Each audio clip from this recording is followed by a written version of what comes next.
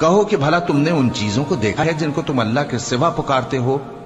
ذرا مجھے بھی تو دکھاؤ کہ انہوں نے زمین میں سے کون سی چیز پیدا کی ہے یا آسمانوں میں ان کی کوئی شرکت ہے؟ اگر سچے ہو تو اس سے پہلے کی کوئی کتاب میرے پاس لاؤ، یا تمہارے پاس علم انبیاء میں سے کچھ ہو تو اسے پیش کرو۔ اور اس شخص سے بڑھ کر کون گمراہ ہو سکتا ہے جو ایسے کو پکارے جو قیامت تک اسے جواب نہ دے سکے اور ان کو ان کے پکارنے ہی کی خبر نہ ہو۔ اور جب لوگ جمع کیے جائیں گے تو وہ ان کے دشمن ہو جائیں گے اور ان کی پرستش سے انکار کر دیں گے۔ لوگوں، ایک مثال بیان کی جاتی ہے، اسے غور سے سنو کہ جن لوگوں کو تم اللہ کے سوا پکارتے ہو وہ ایک مکھی بھی نہیں بنا سکتے اگرچہ اس کے لیے سب اکٹھے ہو جائیں، اور اگر مکھی ان سے کوئی چیز چھین لے جائے تو اسے اس سے چھڑا نہیں سکتے۔ طالب اور مطلوب یعنی عابد اور معبود دونوں گئے گزرے ہیں۔ ان لوگوں نے اللہ کی قدر جیسی کرنی چاہیے تھی نہیں کی۔ اے ایمان والو، جن لوگوں کو تم سے پہلے کتابیں دی گئی تھیں ان کو اور کافروں کو جنہوں نے تمہارے دین کو ہنسی اور کھیل بنا رکھا ہے دوست نہ بناؤ، اور مومن ہو تو اللہ ہی سے ڈرتے رہو۔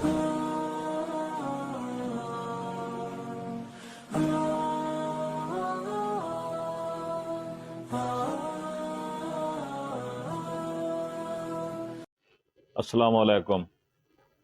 اب آپ نے قبر پرستی، شرک کے کام تو دیکھ لیے، اب ہم آپ کو ایکٹر قادر خان، ہندوستان کا جو بہت بڑا ایکٹر ہے، فنی ایکٹر، اس کی توحید سنواتے ہیں کہ اس کو توحید کی سمجھ آ گئی ہے، ہم لوگوں کو سمجھ نہیں آئی۔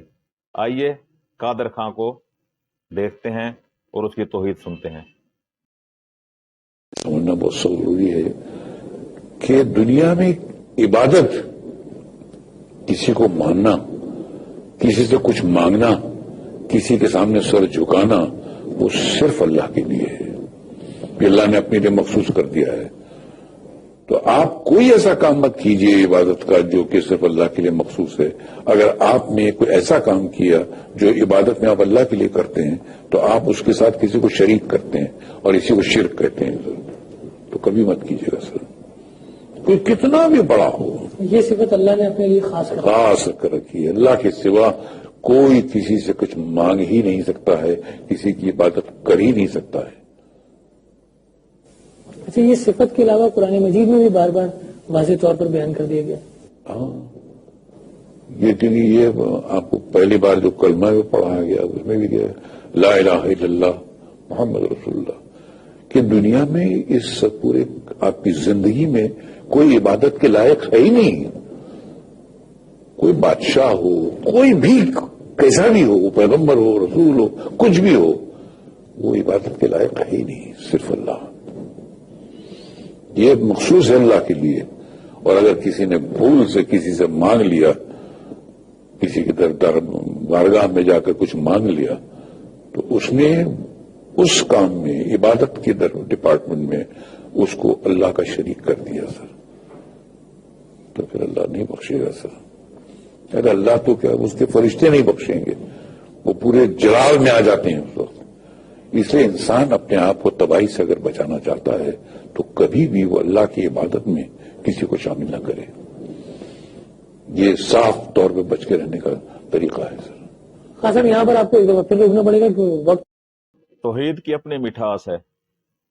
آپ نے قادر خان کی توحید سنی، اب ہم آپ کو قبر پر جانے کا شرعی طریقہ سنواتے ہیں۔ جنت ہمیں ملے گی، مردہ بخشا جائے گا صرف حضور پاک صلی اللہ علیہ وآلہ وسلم کے طریقوں پہ، اس کے علاوہ جتنا بھی ہم شارٹ کٹ طریقہ کر لیں مردہ نہیں بخشا جائے گا۔ آئیے اس کی بات سنتے ہیں۔ میں بس ایک چھوٹی سی گزارش سوال کے طور پہ پیش کروں گا، اگر آپ پھول ڈالتے ہیں تو کتنے دن تک یہ ہرے بھرے رہیں گے؟ بولیں، آپ سمجھنے کی کوشش کریں، کتنے دن رہیں گے تازہ؟ جن پھولوں کو آپ ڈالتے ہیں قبر کے اوپر، میت قبر میں ہوتی ہیں، دھوپ جو ہے اس کی کرنیں جب پڑتی ہیں یہ تو خشک ہو جاتے ہیں. یہ اچھا ہے جو سنت سے ثابت نہیں کہ یہ اچھا ہے دعا کریں اللہ اسے جنتی پھولوں والا بنائے. کیا اچھا ہے؟ دعا کرنی چاہیے. پھر اللہ کے رسول صلی اللہ علیہ وسلم کے زمانے میں پھول نہیں تھے. حدیث میں آتا ہے من عرض علیہ ریحان فلا يردها.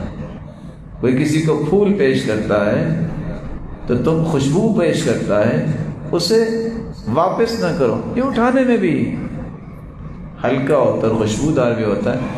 شرط یہ ہے کہ اس حدیث کا کوئی غلط مفہوم نہ لے لیں، یہ کوئی ویلنٹائن ڈے کے پھول نہ ہوں. ہاں یہ بات سمجھنی چاہیے. اب تو فتنے کھڑے ہو گئے نا کہ اللہ کے رسول صلی اللہ علیہ وسلم جیسی ہستی اللہ نے پیدا کی، کہ آپ صلی اللہ علیہ وسلم کی قبر پہ پھول کسی صحابی نے ڈالے یا کسی صحابی کی قبر پہ ڈالے گئے؟ نہیں. کچھ لوگ کپڑا رکھ دیتے ہیں. اب نہ جانے ہمیں تو اس بات کی بھی سمجھ نہیں آئی کہ کپڑا کیوں رکھ دیتے ہیں. اچھا جی بس وہ سنا ہے کہ ساتھ کپڑا رکھنا چاہیے. سنا ہے؟ کس سے سنا ہے؟ کچھ پتہ نہیں. کچھ لوگ کیا کرتے ہیں، اذان کہتے ہیں کہ اللہ کے رسول نے اس کا حکم دیا. اگر تو آپ مومن ہیں تو مومن کے سامنے باتیں ہی دو ہیں. ترکت فیکم امرین لن تضلوا ما تمسکتم بہما کتاب اللہ و سنت رسولہ.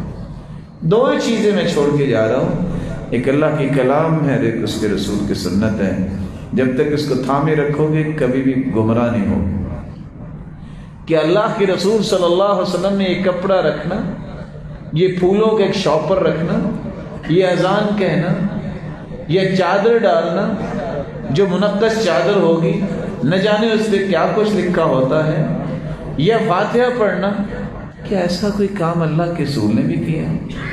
یعنی حیرانگی کی بات یہ ہے، حکم یہ ہے کہ جب کوئی وفات کے قریب ہو لقنوا موتاکم، جو قریب المرگ ہے اسے کلمہ پڑھاؤ. یہ تو ہوگی حدیث. ہم کیا کہتے ہیں اس وقت کسی کا کوئی خیال نہیں آتا. جب چار پئی اٹھاتے کہتے ہیں کلمہ شہادت. آپ غصہ نہ کیجیے، سمجھیے اس کا کیا معنی ہے. کلمہ شہادت، شہادت کا کلمہ دعا ہے؟ بولیں. کلمہ شہادت، شہادت کا کلمہ دعا ہے؟ کیا معنی ہے اس کا؟ نہ اللہ کے رسول نے یہ کہا، نہ صحابہ نے کہا، اور نہ ہی اس کا کوئی معنی ہے کہ دعا بن جائے. اگر آپ نے کہنا ہے تو اللہ کے رسول کی طرح کہو. جب ابو سلمہ رضی اللہ تعالی عنہ ان کے چہرے سے چادر ہٹائی جب فوت ہوئے تو آپ نے کیا فرمایا؟ اللہم ارفع درجتہ فی المہدیین، اللہ اس کے درجے بلند فرما. یہ تو دعا ہوگی نا. اللہم ارفع درجتہ فی المہدیین واخلفہ فی عاقبہ فی الغابرین، اللہ اس کے پچھلوں کو بھی نیکی کرنے والا بنائے. واغفر لنا ولہ یا رب العالمین، اللہ اسے بھی معاف کر دے، ہمیں بھی معاف کر دے. کو بات سمجھ آتی ہے نا. اگر آپ نے کچھ کہنا ہی ہے تو اس کے لیے دعا کریں. اللہم اغفر لنا، اللہ اس کی بخشش فرما. اللہم ارحم، اللہ اس پہ رحم فرما. کلمہ شہادت لگتا یوں ہے کہ ہم پہلے دو گھروں میں اتنے دھت ہو گئے ہیں، ہمیں تیسرے گھر کے آداب آتے نہیں ہیں کہ وہاں لے جاتے وقت اور جاتے وقت ہمیں کرنا کیا ہے اور اس سے پہلے سیکھنا کیا ہے. کاش کوئی قرآن مجید کا ترجمہ پڑھ لے اور اللہ کے رسول کے فرامین احادیث پڑھ لے، اس کو کبھی بھی کوئی پریشانی نہیں ہوتی. اللہ ذوالجلال ہمیں دین کی صحیح سمجھ عطا فرمائے اور عمل کی توفیق.